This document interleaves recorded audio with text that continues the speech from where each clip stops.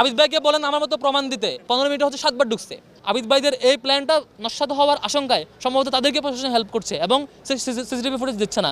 আমরা স্পষ্টত বলেছি টিএসসির এই ঘটনায় যিনি জড়িত হয় শিক্ষার্থী অথবা স্টাফ, তাকে এখনই বের করা হোক, ফুটেজ অ্যানালাইসিস করে তাকে বহিষ্কার করা হোক। আমরা লক্ষ্য করছি বারবার কেন যেন প্রশাসন কী যেন লুকুতে চায়, লুকানোর চেষ্টা করছে বারবার। সকালবেলা দেখেছি সকাল 8টা থেকে 10:30 পর্যন্ত ইউলেভ যে সেন্টার, সেই ভোটিং সেন্টারে কোনো ধরনের সাংবাদিককে ঢুকতে দেওয়া হয় নাই এবং কোনো ধরনের অবজারভারকে ঢুকতে দেওয়া হয় নাই। 10:30 নাগাদ যখন আমি সেখানে যাই তখন দেখি এতক্ষণ পর্যন্ত কেউ ঢুকতে পারে না, সবাই বাইরে দাঁড়িয়ে আছে সাংবাদিকরা। তো এতক্ষণ ধরে কী ঘটেছে 10 জন পোলিং এজেন্টের মধ্যে 6 জনই ছাত্র দলের, বাকি কাউকে ঢুকতে দেওয়া হয় নাই এবং একটা সংগঠনে একজন পোলিং এজেন্টকে বেরও করে দেওয়া হয়েছে।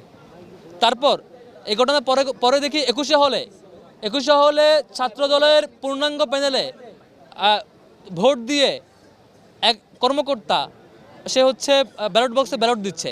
এটা ধরা খাওয়ার পরে তাকে সেখান থেকে অব্যাহতি দেওয়া হয়েছে, সম্ভবত চাকরি থেকে অব্যাহতি দেওয়ার কথা। তো এটা তো একদম ফুটেজ সহ ধরা গেছে, যে কারণে অ্যাকশন নিতে বাধ্য হয়েছে। কিন্তু টিএসসির ঘটনায় এখান থেকে সম্ভবত আমি 2 ঘন্টা আগে এখানে প্রেস কনফারেন্স করছি এই প্লেসেই, বলেছি যিনি অপরাধী ফুটেজ বের করেন, যিনি অপরাধী তাকে বের করেন, তার বিরুদ্ধে অ্যাকশন নেন। হয় মেয়েটা অপরাধী নয় স্টাফ অপরাধী, কর্মকর্তা অপরাধী, যে কোনো একজন অপরাধী। কারণ 21শে হলের যে ক্রাইম, 21শে হলের যে ছাত্রদল কর্তৃক তারপন্থী দল বিএনপিপন্থী স্টাফদের নিয়ে পুরো ভোট দেওয়ার যে চক্র, সে অপরাধ চক্রকে থামানোর জন্য, লুকানোর জন্য এখানে একটা নাটক মঞ্চস্থ করা হয়েছিল। এই নাটকের ক্রীড়ক হয় কর্মকর্তা অথবা শিক্ষার্থী। কেন?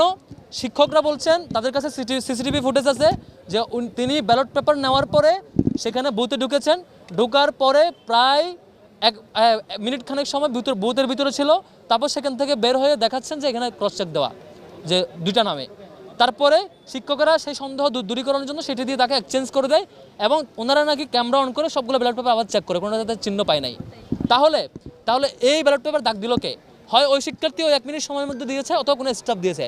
এই নাটক মঞ্চস্থের ক্রীড়নক যে হয় শিক্ষার্থী অথবা স্টাফ, সিসিটিভি ফুটেজ অ্যানালাইসিস করে তাকে এখনই বহিষ্কার করা হোক। আমি এটা 2 ঘন্টা আগে বলেছি। এখন আবার ঢুকেছি কেন্দ্রে, ঢুকে সেখানে প্রবিসি ম্যাম আছেন, এই কেন্দ্রের যিনি প্রধান তিনি আছেন, অন্যান্য শিক্ষকরা আছেন, এখনও গড়িমসি করছেন, এখনও ফুটেজ দেন নাই, আপনাদেরকে দেয় না, আপনারা খুঁজছেন, আপনারা দেখেছেন, আপনাকে ফুটেজ দেয় নাই। তাহলে কাকে লুকানোর জন্য এটা করা হচ্ছে? এর আগে চারুকলার ঘটনায় আপনারা দেখেছিলেন সিসিটিভি ফুটেজ পর্যন্ত দেয় নাই, তদন্ত কমিটি করেছে, বলে যে ফুটেজ নষ্ট, ফুটেজ পাওয়া যায় নাই, ডিলিট হয়ে গেছে, নানা কারণ দেখিয়েছে। এত বড় একটা ক্রাইম, তাদের পরিকল্পিত ষড়যন্ত্র, আবিদ ভাইদের এই প্ল্যানটা নস্যাৎ হওয়ার আশঙ্কায় সম্ভবত তাদেরকে প্রশাসন হেল্প করছে এবং সিসিটিভি ফুটেজ দিচ্ছে না।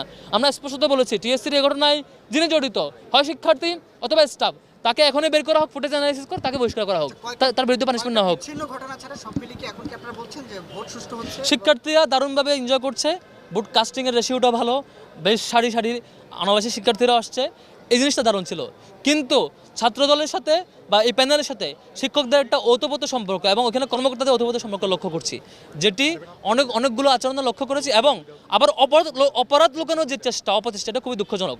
আমরা বলেছি ভাই টিএসসিতে ঘটনা ঘটেছে, অভিযোগ দিচ্ছেন, ফুটেজ বের করেন, ফুটেজ আপলোড দেন, কেমন ছিল সেটা আপলোড দিয়ে অপরাধীকে শাস্তি দেন। এখন 3-4 ঘন্টা হয়ে গেছে, সেটা ঘটনা 11টার দিকে, এখন 3টা বাজে, আপনি ফুটেজ দেন না কেন? এখনো অভিযোগ আসছে 1টার দিকে, 1টার পরে 2টা বাজে, 1:30টার আগে, 1টা 20 বা 15 আমি এখানে এসে আপনাদেরকে অভিযোগ দিয়ে গেছি যেটা ফুটেজ বের করা হোক। এখন বাজে 3টা, এখনো ফুটেজ কেন আসে নাই? একটা ক্যামেরা থেকে ফুটেজ বের করতে কতক্ষণ লাগে?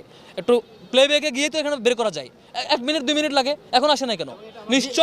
নিশ্চয় এটা কাউকে লুকানোর জন্য, কোনো অপরাধী চক্রকে লুকানোর জন্য, এই দুষ্ট চক্রকে হেল্প করার জন্য প্রশাসন এটি করছে। ফরহাদ, আপনারা অভিযোগ করছেন, কি অভিযোগ আমাদের বিরুদ্ধে? কোথায় হয়েছে? আবিদ ভাইকে বলেন আমার মতো প্রমাণ দিতে যে হ্যাঁ আমরা সেটা সকাল থেকে দেখেছি কেমন পক্ষপাতিত্ব, যেখানে ইউলেবে অন্য সংগঠনের প্রতিনিধিকে বের করে দেওয়া হয়েছে পোলিং এজেন্টকে, এবং 6 জনের মধ্যে 10 জনের মধ্যে 6 জনই তাদের দলের, এবং কোনো মিডিয়া ঢুকতে দেওয়া হয় না। কি যে করেছে আল্লাহ ভালো জানে, সেখানে মিডিয়া ঢুকতে দেওয়া হয় নাই, কোনো ধরনের অবজারভার ঢুকতে দেওয়া হয় নাই। এবং আবিদ ভাই 1টা পর্যন্ত নিয়ম ছিল কোনো প্রার্থী ঢুকতে পারবে না। আবিদ ভাই যখন সকাল 7টা থেকে শুরু করছে আল্লাহর রহমতে, 7:30 বাজে ঢুকছে হচ্ছে ক্লাবে, বিশ্ববিদ্যালয় ক্লাবে, 7:30 আপনি রিপোর্টিং দেখবেন, 7:30 থেকে শুরু করছে আবিদ ভাইয়ের যাত্রা প্রত্যেকটা সেন্টারে ঢোকা।